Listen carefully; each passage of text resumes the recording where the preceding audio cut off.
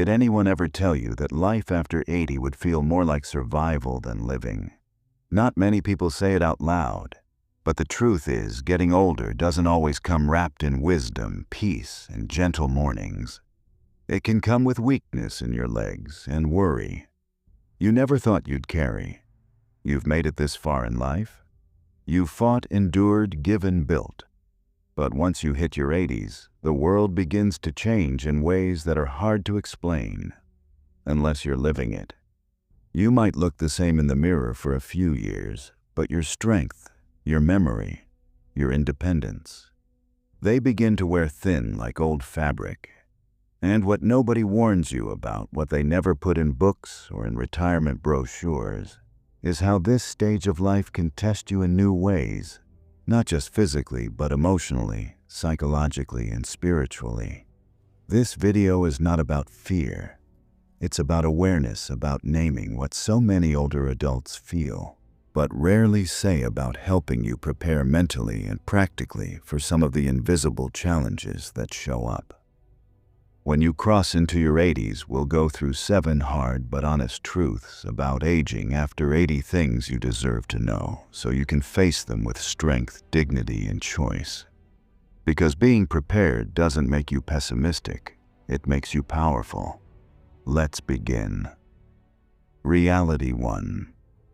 The disappearing circle of people by the time you reach 80. Your phone doesn't ring as often.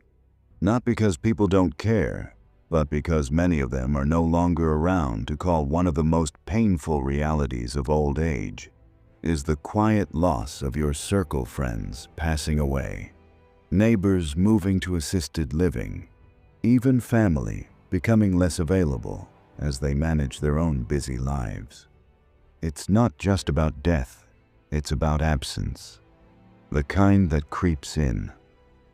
Slowly, the lunch you used to share with a friend every Tuesday doesn't happen anymore. The familiar voice you once heard every Sunday after church is gone, and the worst part, no one replaces them.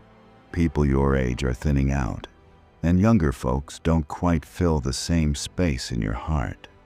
This shrinking circle doesn't just affect your schedule, it affects your spirit. Loneliness isn't just being alone. It's being invisible. It's waking up and realizing that fewer people know your story, that fewer people remember you in your prime, that fewer people check if you're okay. And when you lose those connections, your sense of self can slip too. You start wondering if you still matter, if anyone would notice if you stayed in bed all day. That's why this first truth is so important to face. Your social circle will change after 80, sometimes faster than you expect. But here's the counterbalance: you have the power to plant new seeds. Even now, some seniors start volunteering not to feel useful, but to feel connected. Others find joy in small, consistent interactions, like chatting with the same cashier at the local store or joining a library book club for seniors. The point isn't to rebuild what's gone. It's to make sure you're not drifting alone in silence. If you're over 80 and you've felt that emptiness, the ache of fewer familiar voices, you're not imagining it. It's one of the hardest transitions of aging, but naming it and reaching toward even one new connection can be a lifeline. Because while the past may be fading, your story is still unfolding, and someone somewhere still needs to hear it. Reality 2. The body's subtle rebellion after 80. Your body doesn't just age, it negotiates. One day your knees work just fine. The next, they ache with every step. It's not the dramatic decline that gets most older folks. It's the quiet rebellion. The stiffness that wasn't there last week. The appetite that disappears without warning. The nap that feels more like a necessity than a choice. Many people expect their strength to fade gradually, but what surprises them is how inconsistent things become. You might sleep fine for 3 nights, then suddenly find yourself awake at 3 a.m., staring at the ceiling, or your digestion, which was always reliable, begins reacting badly to foods you've eaten your whole life.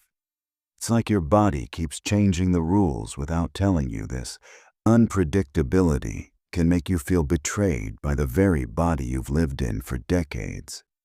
You start to wonder, is this a new normal or just a passing glitch?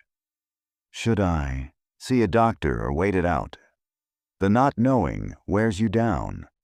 It's not just about pain. It's the emotional toll of not feeling steady in your own skin, and yet most people around you, especially younger ones, don't see it. You might look fine on the outside. You're still walking, still doing your chores, still cracking jokes. But they don't see how much energy it takes just to keep up that rhythm. They don't see the internal adjustments you're making, how you plan your errands around your good hours, how you skip meals just to avoid heartburn, how you sit down, not because you're tired, but because standing makes your legs tremble. The hardest part is that this subtle breakdown doesn't stop, and it doesn't always follow a pattern. One day you feel young again and it gives you hope. The next day you feel older than your age and that hope slips.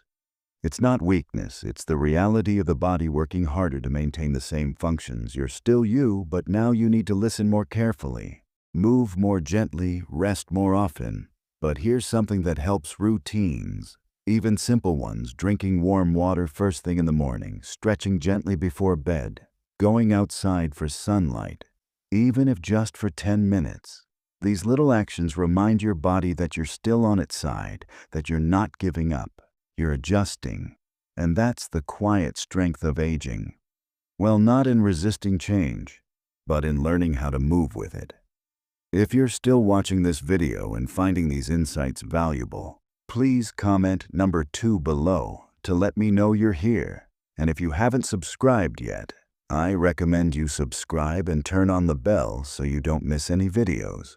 Your support helps us continue creating good content to inform and inspire you. Now let's move forward. Reality 3. The shrinking circle of people after 80. One of the hardest truths to face is this: your circle gets smaller. Sometimes it happens slowly, other times all at once. Friends you used to call weekly stop answering. Neighbors you shared coffee with move away or pass away. Even your own family, the ones who once needed you for everything, suddenly seem busy with their own lives. It's not always that people mean to pull away. Life just changes. Your children become grandparents themselves. Their time gets eaten up by jobs, grandkids, their health, their stress. And while they still love you, the phone calls become less frequent, the visits more rushed, the sense of belonging fainter. At first, you might tell yourself it's temporary. They're just busy this month, but weeks stretch into months. Birthdays go by with only a short text. Holidays feel quieter. You find yourself reminiscing more, replaying old conversations, holding on to memories because new ones are harder to come by. There's also the social shift that comes with aging. Maybe you don't drive at night anymore. Maybe it's harder to hear in loud places. Maybe getting up and dressed for a gathering takes 3 times as much energy as it used to. So even when there are opportunities to connect, you hesitate. You want to go, but you weigh the cost. And many times the cost feels too high. This creates a dangerous loop. The less you connect, the more invisible you begin to feel. And the more invisible you feel, the easier it is for others to overlook you. It's not intentional, but it's real, and it's painful. One woman named Sandra, 84, shared that the loneliest part of her day wasn't being alone. It was realizing that no one was expecting her call. No one was waiting for her to show up. And when she missed an event at her local community center, no one even noticed. But here's what's important. Shrinking circles don't mean disappearing lives. You don't need a crowd to feel connected. 1 or 2 meaningful relationships, someone you can laugh with or just sit in silence with, can be enough. Sometimes that means reaching out even when it feels awkward, writing a letter instead of waiting for a call, saying yes to a neighbor's invitation, even when you'd rather stay home. It also helps to give your presence where it's needed. Mentor someone younger, volunteer. If you're able to share your stories, you may feel like no one's listening, but someone is, and your life experience can be the anchor they need. Growing older doesn't mean becoming irrelevant, but staying visible does take effort, and it begins by remembering that while your circle may be smaller, your value hasn't shrunk at all. Reality 4. The burden of outliving others. There's a quiet kind of pain that comes with outliving the people you love, and after 80, this becomes more than just a possibility. It becomes a pattern. You don't just say goodbye to one person. You say goodbye again and again to friends who knew your childhood, to siblings who shared your parents, even to your own spouse, the one you thought you'd grow old with forever. It's not just loss. It's the sheer weight of carrying all those memories alone. You find yourself the last one remembering a funny moment from 1963, the only one who still knows the story behind the dent in the garage door. There's no one left to say, "Remember when?" and have them nod with that same knowing smile. This kind of loneliness is different. It's not just about having no one to talk to. It's about realizing that no one else remembers your life the way you do, that no one else has your history, that the cast of characters in your story has thinned, and you're left on stage with fewer familiar faces in the audience. You might also feel a kind of guilt, not the kind tied to wrongdoing, but survivor's guilt. You start wondering why you're still here when others aren't. You replay decisions, think about missed calls, you carry questions you can't answer, and that grief. It doesn't fade, it just changes shape. One man named Robert, 87, said the hardest part of aging wasn't his aching knees or his blurry vision. It was the mornings when he reached for the second coffee mug out of habit, or the way he sometimes heard his wife's voice in his head answering a question he never asked aloud. But there's something we don't talk about enough. There's strength in being the one who remembers. There's courage in waking up to a quieter house and still choosing to get out of bed. There's beauty in telling the stories of those who are gone and keeping their legacy alive through your own voice. If you're still watching this video and finding these insights valuable, please comment number 4 below to let me know you're here, and if you haven't subscribed yet, I recommend you subscribe and turn on the bell so you don't miss any videos. Your support helps us continue creating good content to inform and inspire you. Now let's move forward. Reality 5. The shrinking of personal freedom after 80. Something strange starts to happen. Even if you're still sharp, still capable, and still independent, people begin to treat you like you're not your freedom. Little by little starts to shrink. It begins with small things. Maybe your children insist on driving you everywhere, even when you know you're perfectly fine behind the wheel. Or they start questioning what you eat when you sleep, how you take your pills. It's not that they don't love you. It's that their worry makes them overstep. And suddenly, you're not the one making the final call. You're being advised, guided, or gently pushed. This is when frustration creeps in. You know your own limits.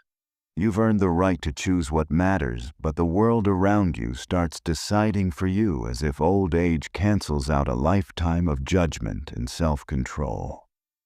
You may even feel invisible in conversations, as if your preferences don't weigh as much as they used to. One woman named Joyce, 84, shared how her daughter started organizing every part of her day, from morning walks to what shows she watched. It came from love, but it made her feel like a child. Joyce said she felt like her independence was being slowly erased, not because she couldn't function, but because others assumed she couldn't. This is one of the quiet battles of aging, the struggle to hold on to your agency in a world that means well but doesn't always listen. It's not about being stubborn. It's about dignity, about still having a say, about being asked, not told. But here's the part that matters. Setting boundaries at this stage isn't selfish. It's necessary.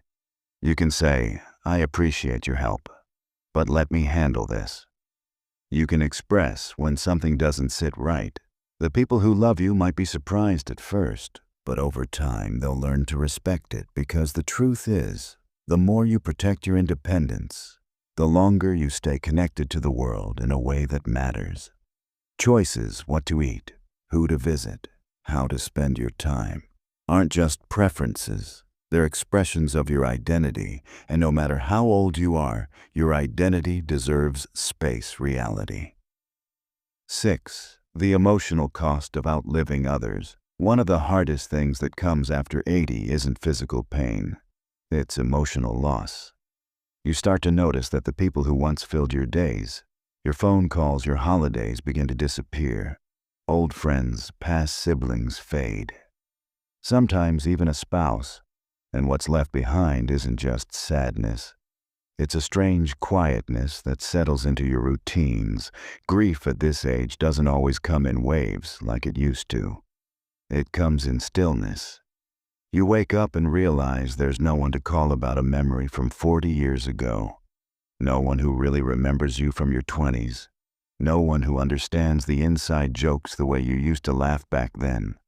That kind of loneliness isn't loud. It's just always there in the background, like an old radio humming softly for many. This leads to a sense of being unanchored, like you're floating in a world that keeps moving forward while pieces of your past quietly vanish. And no one teaches you how to mourn, that no one prepares you for how much strength it takes just to keep showing up smiling, eating, engaging while carrying all that invisible weight. I remember a man named Charles, 87, who said, "I've been to more funerals in the last 5 years than I can count, and every time a little piece of my life goes with him." That's a feeling a lot of people carry. They don't talk about it, not because they don't feel it, but because it's become a part of life. And yet here's what keeps many people grounded: the decision to keep opening up to new people, even with the risk of more goodbyes, to keep finding reasons to laugh, to celebrate, to invite someone over for coffee, even if they're 30 years younger. Because staying connected isn't just a way to pass time. It's a way to stay alive on the inside. So if you're going through this right now, don't be ashamed of the sadness. Don't pretend it's not heavy. Just know that there's still space for joy. Even if it comes in new forms with new faces, let the grief walk beside you, not stop you. That's how you keep going. If you're still watching this video and finding these insights valuable, please comment number 6 below to let me know you're here. And if you haven't subscribed yet, I recommend you subscribe and turn on the bell so you don't miss any videos. Your support helps us continue creating good content to inform and inspire you. Now let's move forward. Reality 7. Facing your own fragility with grace. After 80, one of the most humbling things you'll come to terms with is your own fragility. Not just in your bones or muscles, but in everyday things you used to take for granted. Tying your shoes, getting out of a low chair, holding a cup. Steady, it's not that you feel old every moment. It's that every small stumble, every minor ache reminds you that the body has limits now that weren't there before. And that realization, if you let it, can shake your confidence. It can make you second-guess going for walks alone, traveling, even cooking a meal. You begin to plan your day based not on what you want to do, but what you can safely do. And that shift, while practical, can start to make your world feel smaller. But here's the key. Fragility is not weakness. It's wisdom in motion. It's your body telling you to move more carefully, to listen more closely. It's your life, reminding you that you've been strong for so long, and now the strength is in adjusting with grace. I once met a woman named Nancy, 84, who said something I'll never forget. "I don't mind that I need a cane, now I earned it." It's a reminder that I've walked a long, meaningful road, and I'm still going. That mindset, that's everything, because while some people try to hide their limitations or pretend they're still 60, others find strength in adapting. They use tools, they ask for help, They take their time, and in doing so, they preserve their independence longer than those who refuse to accept the truth of their body's changes. So don't fight your fragility. Learn to work with it. Strength after 80 isn't about pushing through pain or proving you can do everything on your own. It's about choosing what matters most, preserving your energy and continuing to show up. Present, grateful, and wise. What matters most is how you carry yourself through it all with courage, dignity, and a quiet kind of strength that only those who've lived long enough can understand. Final thoughts. Getting older after 80 isn't just about dealing with the physical. It's about facing some of the hardest truths with your head high and your heart open. You don't have to pretend it's all easy. It's not. But there's deep power in knowing these realities and choosing to meet them with wisdom. Not fear. You are not a burden. You are not forgotten. You're still here in your presence, your stories, your laughter, your stubborn spirit. It matters more than ever. So take care of your mind. Don't hide your emotions. Accept the loneliness, but don't give in to it. Stay curious, stay open, be honest about money, but never lose your generosity. Choose kindness, and when your body slows down, walk with pride anyway. Thank you for joining us today. We'd love to hear from you. Leave a comment below and share one thing you learned today and how you plan to use it in your life. Your thoughts are important to us, so don't hesitate to share them. Reading your comments gives us great motivation and encouragement. If you enjoyed this video and found it helpful, please like, subscribe, and share. Your support helps us continue creating good content to inform and inspire you. Thanks for watching, and we look forward to seeing you in the next video.